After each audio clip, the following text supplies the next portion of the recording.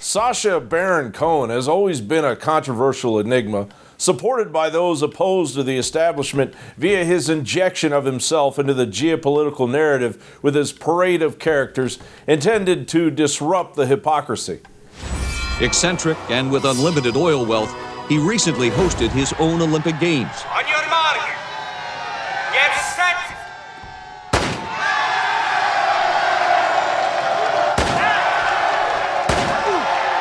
Now, Cohen has become the hypocrisy. Much appreciation for how you've always spoken out on behalf of veterans. What led you to believe that you were going to talk about that with the person that was going to interview you?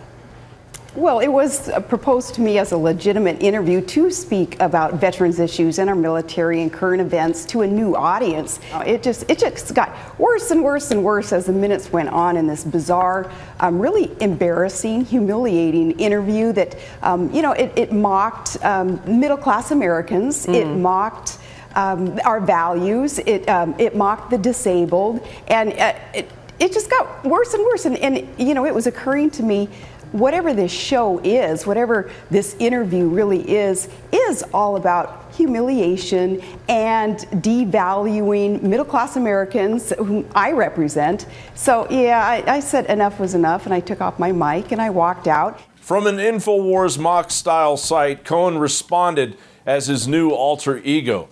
I am Dr. Billy Wayne Ruddick, founder, CEO, accountant of truthbrary.org. And it was I that interviewed you, Ruddick writes.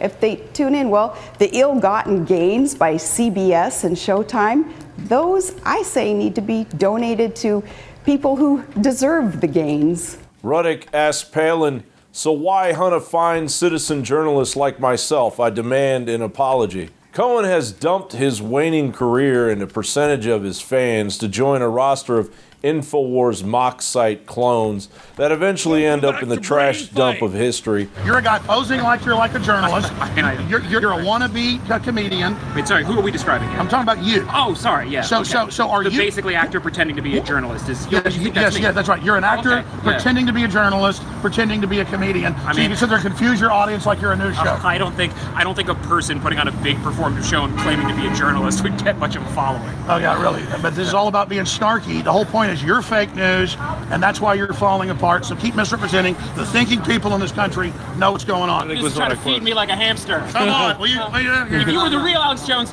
I would eat that pill. Okay. But I'm just not sure you're the real Alex Jones. I'm not sure about it. I'm not sure, like an animatronic robot from Chuck E. Cheese. What you look like. Expectantly, Cohen will insult real Americans and real American values increasingly foreign to a far left and Chinese-owned Hollywood.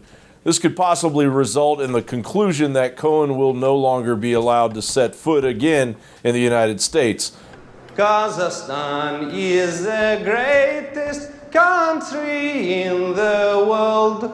All other countries are run by little girls. Well, my idea is to come out with just like these ice cream gloves that make the ice cream not go on your hands and make it all well sticky, and also keep your hands warm when you is eating the ice cream. Okay. Is you win or is you win? Okay, well, it sounds like a good idea, and I hope you make a lot of money. Good luck, folks. It's been nice seeing you. You take care of yourself, okay? You have a couple of jokes about Donald Trump, which I'm not going to spoil. Well, it's a fairy tale ending, so Donald Trump contracts HIV at the end.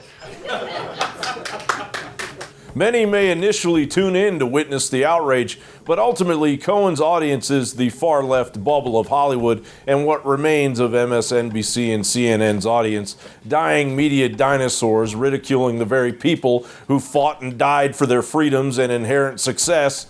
If I could give you a Purple Heart, I would. You deserve one. This has been an attack on you in a way to attack Mr. Mueller and the investigation that is to get at Russia collusion involved in our election. That hearing today was 10 hours of travish mockery. A travesty wrapped in a sham, wrapped in a mockery. Not my word, but it fits. You had the angry Republicans who didn't make the case that bias tainted the probe, the high dudgeon Democrats who have contempt for the other side.